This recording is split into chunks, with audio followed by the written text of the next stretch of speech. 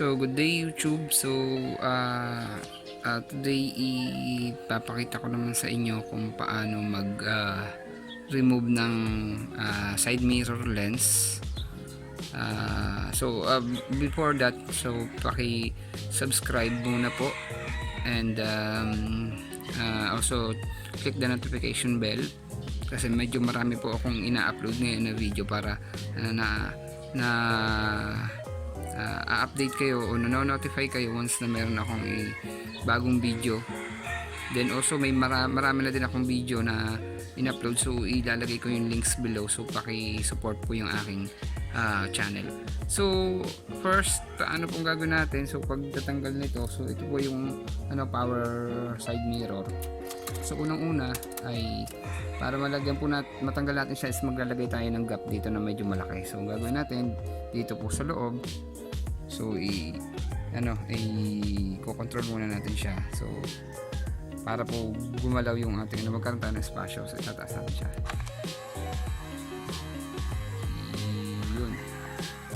Yun, magutok na. So pag lumagutok po siya ganun, ibig sabihin sagad yan. So dito naman po sa ilalim nito, dito po natin siya susundutin. So pakita ko po sa inyo kung paano.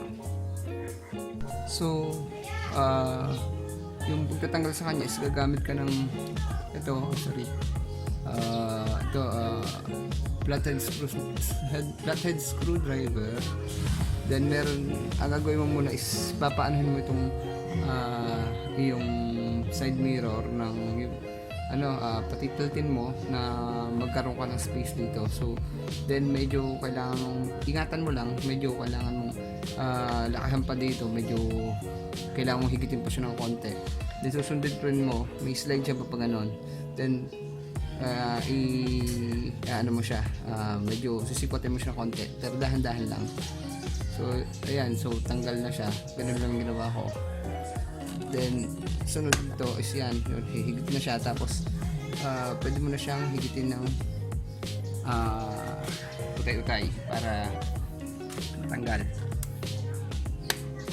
yun. So ang mekanismo niya is yan, yung likod.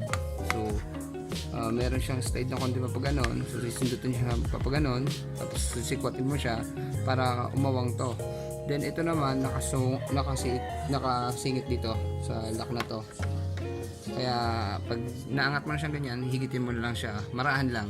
Tapos ito lock na to, so nakapasok siya dito. So ito yung iyong paghihiwalayin, dito mo siya isisingit o ganyan para paghiwalay mo siya. So dito mo papadaanin papaganon, then sikwat. So ganun po yung pagtatanggal ng lens ng ating ganun po yung pagtatanggal ng lens ng ating side mirror.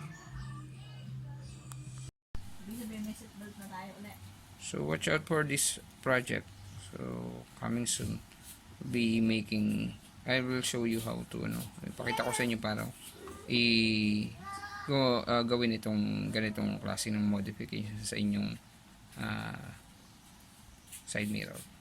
Thanks for watching.